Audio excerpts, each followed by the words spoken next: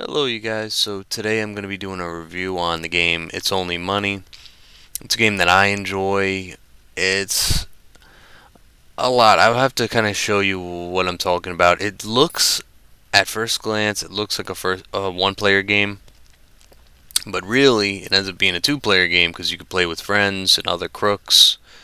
You don't necessarily have to play as a bad guy, doing all the robbing and stuff. You could kind of just play through the general campaign. Um, you're trying to basically overthrow the mayor. The mayor has his, I guess they call them goons, come after you, try to beat you down, and it's all just, they're kind of just after you the entire time. You're going to run the Undercity and try to basically win the game, and that's the whole goal.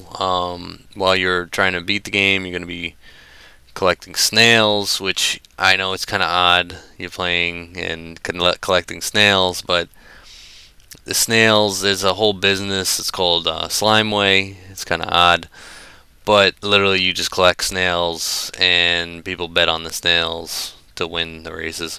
But we're gonna get right into it. I'll show you guys what it's all about. Alrighty, guys. So we're gonna get right into it. I'm gonna show you guys kind of what the game's about. Alrighty, guys. So we're gonna be explaining kind of what the game's about. This here is the Undercity. Basically, you run the Undercity. You do missions. You have like the king over here, Dr. Powert, the scientists. You guys could see I'm a snail. Here are my homies. Basically, you could bring around 3 homies with you. They kind of protect you. You pretty much just protect them, but they're there in case you need a little bit of backup for the main mission. They need to be housed, so you have to buy them housing. We have like this guy lives at the old motel boiler room called Shack. If you want to travel throughout, yeah, you are able to do that. You have to use these little fast travel tunnels to get to all the different housing for all these players. Basically, the more you level up their housing, the better. Um, One of the things that I like to do is have, basically, it's pretty silly, but snails. They have little snail housings, I should say, for them, and you collect them. I'll kind of explain that a little bit more in a moment. But this here is the Metro Dungeon side hustle. Pretty solid game mode. It just doesn't pay out. You basically go through like a ton of waves, and it's pretty fun. You start from like your base character with nothing, and then as you progress through the levels and waves, your character gets better. You pick more perks, and it ends up being a pretty fun to play wave set. Initially, it was a little bit hard, but once you add the additional characters, the AI is kind of just running all over the place. They don't know where to go half the time, which is pretty cool because it's easier to beat. I guess it's cool, but let's see. This guy kind of explains to you how to get out of trouble if you are in trouble. You have these little wanted reward posters. I've been trying to find like more videos for like better understanding of this game because there's like certain things that nobody really explains, but I guess you're kind of expected to know. Like one of the things that I still haven't really figured out, the Slimeway level. I'll show you guys. So Slimeway is a kind of like not really a casino, but it's a betting. I guess you could say like a betting casino. Basically, they bet on the snails. You bring the snails, they bet on the snails. It's kind of odd, but they have snail races. You bring the snails, bet on the snails. Here they are. Here's the snails that race. But this place is your main money maker, basically. This game has a lot of similarities to GTA, I want to say, but it's online, but it's PvE, so nobody's going in and just taking your cash from you like how GTA would be. There we go. So every day we get a daily income of 1,500. This is after we've upgraded the hub, the Slimeway hub. My question is that I still haven't found out, what does hub level do? Like, you get up to a certain hub level. I'm at hub level 36. I still haven't figured out anything more that it does. Like, after level 10, level 15, or whatever it is, you don't get any more upgrades. So I'm not sure what the levels really do. But basically, you're able to upgrade your Slimeway hub. You get the back entrance, sleep area, sign spinner, which gives you more reputation, which makes your Slimeway larger with the upgrades. But at what point do the upgrades not matter? I'm not sure. Like I said, how the level works, because I'm at level 36. I haven't seen anything new. I think they do need to add a little bit to this game. I think it's great, but I think they could definitely add more. I'm at the point where I've played through a lot of the missions to where I don't know if I even have all that many missions left. No, I don't think I have any missions left, honestly. I think I'm pretty much at the point where I'm getting ready to take over the HQ. And after that, we're gonna. I don't know if that's like the ending, however, but after that, we should be doing the mayor takeover to take over the town. But yeah, basically, this place makes you a decent amount of money. Here we are, like I was mentioning, the snail breeding tank. These snails, you put them in your inventory, then you bring them here, and then there's like snail bets, and you make cash off it. Kind of odd, but more or less what the game's like based upon. So there he is. You can do a little dance like that. There is pickpocketing. I don't think it's really necessary. You see, the guy's rich. I never really pickpocket this guy specifically. Here's like the bank drop off. This is one of the problems with this game, I would say. Upgrading the limit. So you get a limit on your card that you could deposit.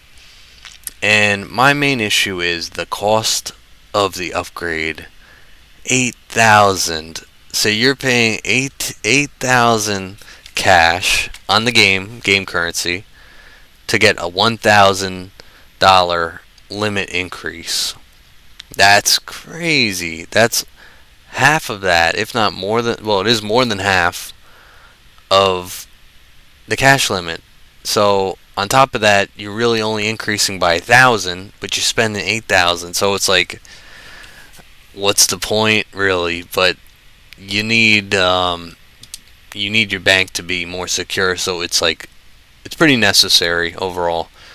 Make sure you don't have any cash on hand, just like GTA. If they see that cash on hand and you get knocked out, taken out, munted, or whatever they call it, that cash disappears. So always deposit your cash. It's very important. Otherwise, you lose it. So right now we have 10G on this game. You can withdraw at any time, pay bounties. Apparently there's like a little vault you can put stuff in, which is kind of cool. And your upgrades, you gotta upgrade your card every once in a while. So that's a pretty cool little thing you can do. Next up, I'm gonna run over to, I guess I'll show you guys this. It's receptionist. For the houses, you need furniture, you need like microwaves, you need basic housing, living style stuff like toilets, stuff like that. So you have to buy every individual piece so you could put it into the house. So while we're here, I'll show you guys the nearest house, I believe. Let's see. Yep, right over here. So in this house, it's worth 10G.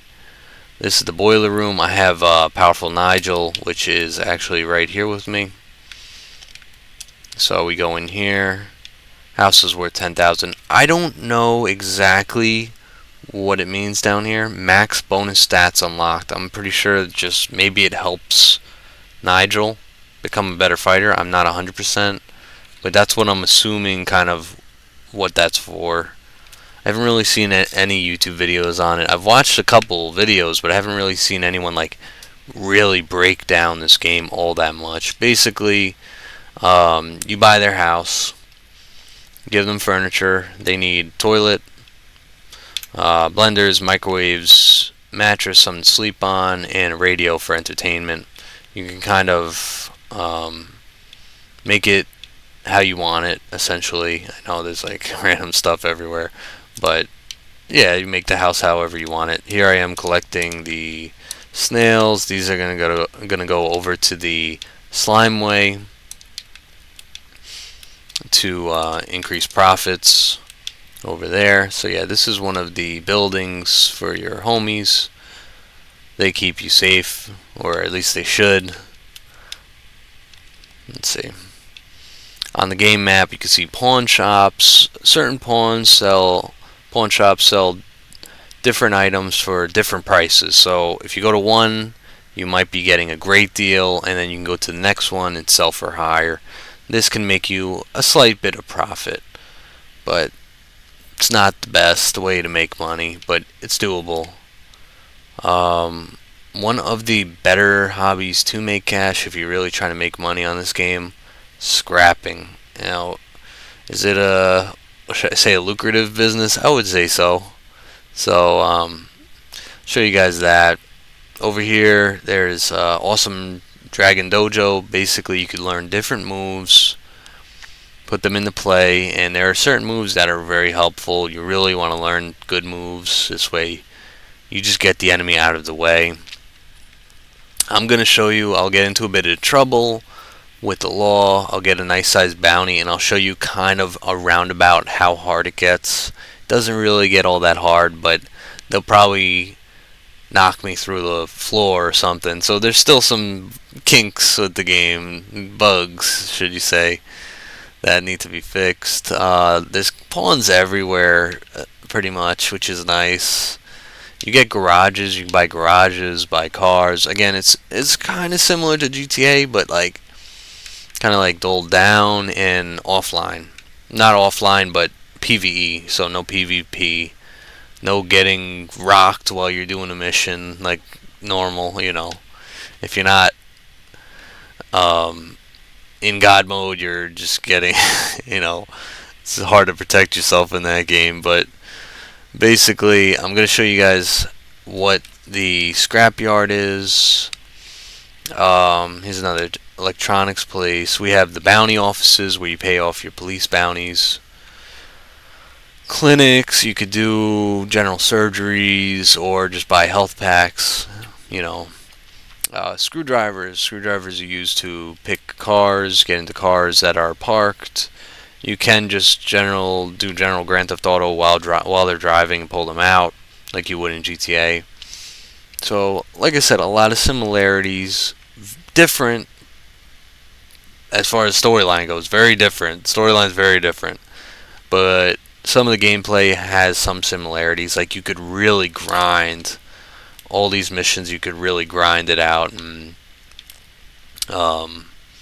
push to make more cash. That's what this game's all about. It's only money. You know, that's what the game's about. Money.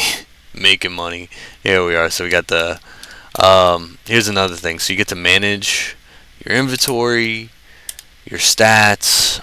One of the more important stats, I believe, is like max stamina, unarmed damage, health regen is super important. But max stamina especially, move power, you want that move to knock them out. While capacity, for me, it was never really that big of a deal. Carrying capacity, again, nothing super major. You could still move, you run out of stamina a little faster. And yes, you do get hit by cars. Very friendly drivers in this neighborhood. What to show you, but let's see. Cooldown speed, basically the cooldowns for your moves. Your max health, which is good to have, but again, not so important. Main thing is you get out of the way. Don't fight major fights if you don't have to. Most of these fights are pretty lackluster. Thorns, it damages the other player that attacks you. I don't know why I keep putting these down, but they just keep going away. But These are DNA modifiers. Basically, they give you abilities that modify your DNA, I guess. So this is a triple jump. This one literally makes your character go in 12 frames per second. When hit by a vehicle, you do 2 times damage for 10 seconds, which is great. So right now, after I got hit by the vehicle, I would do double the damage to anyone nearby. This one, more you hit someone, the bigger their head gets. I'm not sure if that actually does additional damage, but alright, so I'll show you guys what to do. I have a screwdriver, so we're just gonna lockpick this. Sadly, poor buddies could not get in.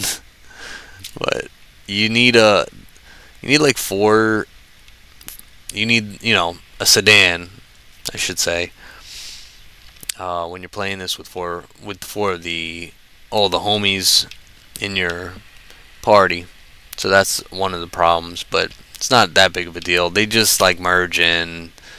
This is actually one of the things that I would not recommend doing with homies nearby. They just end up dying. Luckily, you'll notice that although they die, they just come right back. And here's our problem here. We're stuck. Alright, so the game's got some issues, but overall it's fun. Right now, just basically just say goodbye because they are in the way for this one. Alright, so while you're scrapping, you're making cash on the game. It also drops items, and the items can be sold to the pawn shop. While you're making cash and stealing cars, you're also leveling up and bringing a bounty to yourself. So here we are, as we stole a couple cars, we scrapped them. We have light police force coming after us, nothing crazy. But just like GTA, you get a little. It's not really, it's just their job on this part, Let's see what we got to do. But while we're scrapping, you also have to be focused on make sure you keep the cash. So deposit it as much as you can. Right now, I just kind of want to show you guys. I'd like to show you guys the giant grunt. So basically, I just have to steal a few more cars, and then this giant grunt comes out. He is definitely an AI because he kind of just sometimes he'll just do his own thing, run around. They don't really know what's going on, but best way to do this is block. So yeah, they don't really know what's going on. They run around the entire map sometimes. The gigantic grunts, they just run around the map thinking that they're going for the right player. I'm not sure why. I'm really not sure why.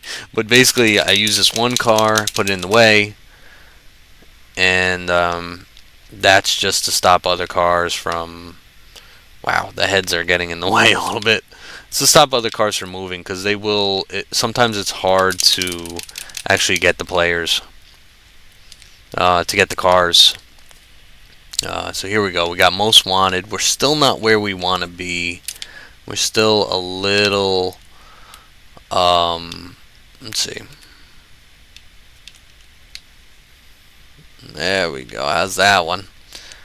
Oh, here we go. So we got our grunt, our gigantic grunt. The most effective thing to do against this guy, although he's going to beat me down, is straight punches. Straight punches. If he comes at you, you just punch him regularly. Don't use any specialties. You see, he's kind of like, he kind of just runs away from the scene. I'm not sure why. Yeah, oh my goodness. Okay. But he runs away from the scene, and he just gets lost. He's not that hard to take out, but he will toss you across the map. Let me see if I can pull him out. You just run him over a few times, or you just do what you got to do. But he'll come right back. You could even throw him in the scrapper, which is just terrible if you ask me. But he runs after you, runs in the scrapper, and you have to scrap the cars because that's what you're doing for work. And yeah, so he's a thing, and get cash from there. So at this point, you're better off just throwing your cash in the ATM and just essentially getting mauled. You could still keep going, and it's not hard to take him out. It's not hard to take everybody out in this game, but yeah, that's just part of the game. I want to see if I could show you guys one of the grunts. If I find a grunt around, the grunts, they're these red characters that, not grunts, but it's the mayor's goons, they call them. Basically, they come after you no matter what. They are just like the enemy. There's no way to really get them off you unless you run past them. That's your main thing. Is just try to get. You could get away from them if you want. Me, I would just run them down, and that's it. They're pretty easy to take out. But basically, these guys are the mayor's grunts, the mayor's goons. So they're gonna throw a little flurry. Just put your guard up, and then I'll just uppercut him into the sky. He's done. Easy. Get XP. You can get XP in multiple ways, whether you're doing campaign missions, grabbing stuff out the garbage, or even all the way down to just hitting stuff with your car. For some reason, that also gives you XP, which is pretty cool. They